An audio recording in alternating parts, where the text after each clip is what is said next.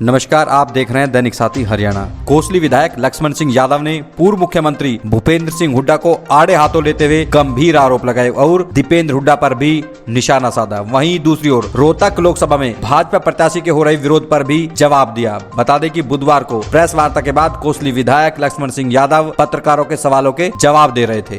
पूर्व मुख्यमंत्री भूपेंद्र सिंह हुड्डा का एक तंज कसा उन्होंने कि 400 पार पर। उन्होंने कहा कि पिछली बार विधानसभा में कहते तो 75 पार और अब कहते हैं 400 पार, इनकी 200 पर ही आकर ये सिमट जाएंगे। किस तरह देखते हैं उनकी इस बयान? देखिए, भूपेंद्र हुड्डा क्या कहता है, इस पे ज़्यादा गौर करने की जरूरत नहीं जी। हमने जो 75 पार का नारा जो दिया था उसका एक आधार था। एक आपने देखा 10 की 10 सीट हमारी पार्लियामेंट की आई थी। हम केवल और केवल 10 की 10 सीटों में 11 विधानसभा हारे थे, तो इसलिए हमने 75 पार का नारा दिया था। तो कोई ज़रूरी थोड़ी है वो, और उसी आधार पे दिया था। आज भी हम ये कह रहे हैं कि 400 पार हमारी जो है एनडीए की आएंगी, इसमें कोई दो राय नहीं। आज देश का मूड ये बता रहा है।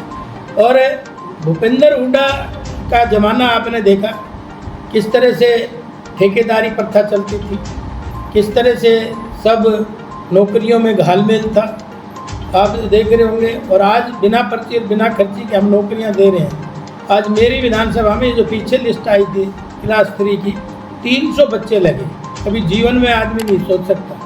पहले तो एमएलए एमपीओ को रेवड़ियाँ बांट दी जाती थी 5-5, 10-10, वो अपने चहेतों को लगाते थे।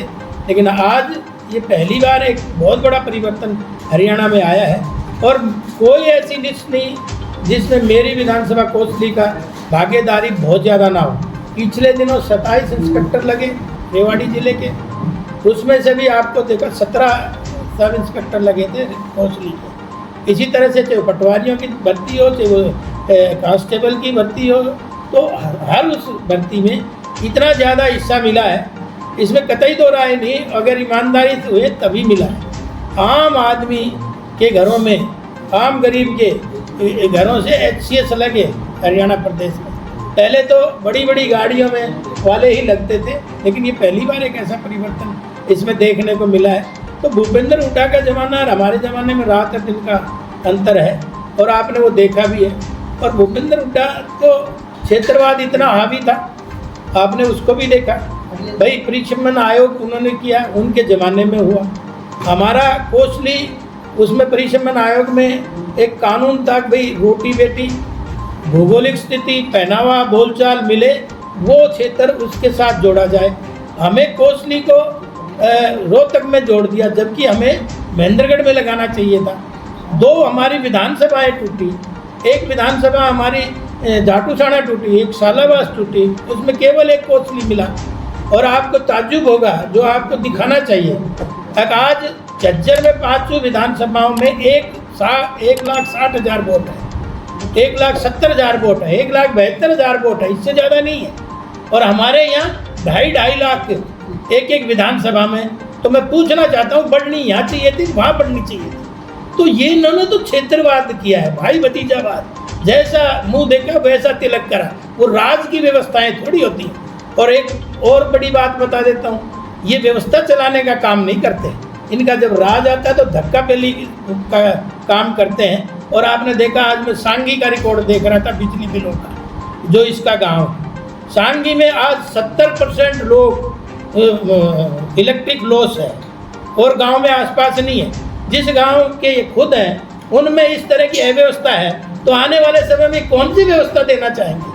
क्या सरकार कमजोर थी, वहाँ कार्रवाई नहीं कर पाई? जब दक्षिण हरियाणा की बात आती है तो बिजली मीटर उखाड़ के ले जाते हैं। क्या सरकार कमजोर थी, मुख्यमंत्री कमजोर थे? नहीं, मुख्यमंत्री कमजोर नहीं था। जहाँ जहाँ भी लाइट, हमने वहीं 24 घंटे देने का काम किया। जहाँ लोग बिल भर रहे थे, हमने व्यवस्था दी। हम टकराना नहीं चाह रहे, सरकार टकराना नहीं चाहती। हर आदमी से टकराएगी तो कैसे? हमने व्यवस्था वैसी बनाई, इसलिए बहुत सारे लोग जो नहीं देते थे उन्होंने बिल भरे। एक दीपेंद्र हुड्डा का ये कहना है कि कोसली में जो सांसद है आपके, वो पूरी तरह से फेल रहे, IMT नहीं लेके आज के लोगों को रोजगार नहीं दे सके। तो जब वो सांसद बनेंगे, लेकिन आपके सांसद को पूरी तरह से फेल बताया उन्होंने। देखिए, IMT वो तो MP भी थे और मुख्यमंत्री भी थे। जब IIT नहीं लेके आए, IMT नहीं लेके आए, तब तो मुख्यमंत्री थे। MP का एक सीमित दायरा होता है, और मुख्यमंत्री का बहुत बड़ा दायरा होता है, वो तो दोनों ही थे।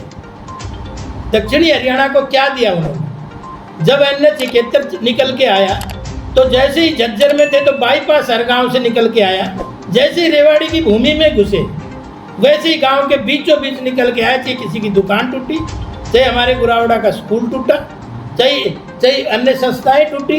तो ये एक मानसिकता का फर्क है। तो इसलिए मैं कहना चाहता हूँ आज वो इस कहने लायक नहीं है। अगर बात करें तो गुड़गांव लोकसभा क्षेत्र की, तो पहलवान आपके तो उतर ही चुका है, कांग्रेस के अभी नहीं आ पाए। तो कहते हैं कि टिकट पर महेंद्रगढ़ और गुरुग्राम टिकट पर कहीं ना कहीं पेच फंसा हुआ है। क्या लगता है आपको, किस तरीके का पेच फंसा हुआ है? पेच नहीं फंसा, किसी की हिम्मत नहीं होगी चुनाव में। और कांग्रेस में आपने बताया कि जूतियों में खीर बट रही है जी। डिले होने का मुख्य कारण आपस में कलेश है। दूसरा, कोई हिम्मत नहीं कर पा रहा टिकट लेने की, क्योंकि हार का मुंह सबको दिखता है, इसलिए कोई आगे नहीं आना चाहता। और मुझे लगता है कांग्रेस 25 मई के बाद टिकट डिक्लेयर करेगी।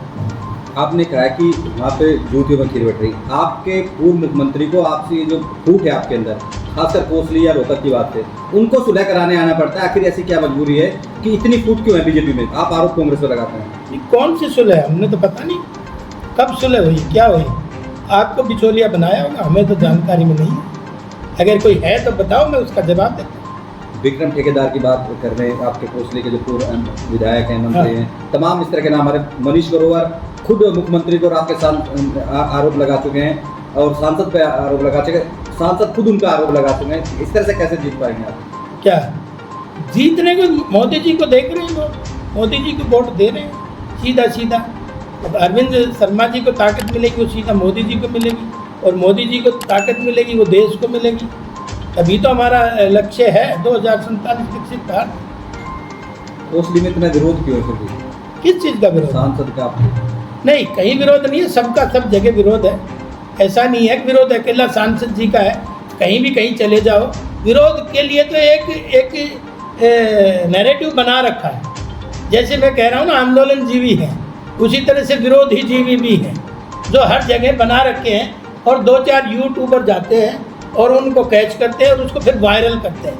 वो एक सिस्टम बना रखा है। और हमने तो देखा है भाई, 2014 में हरियाणा प्रदेश में हमारी सरकार आई है, और 2014 में जब हरियाणा सरकार आई है, जब से हम तो आंदोलन ही देख रहे हैं हरियाणा में, कभी किसी चीज़ के नाम पे, कभी किसी चीज़ के नाम पे। तो अब वो कैसे पीछे रह सकते हैं?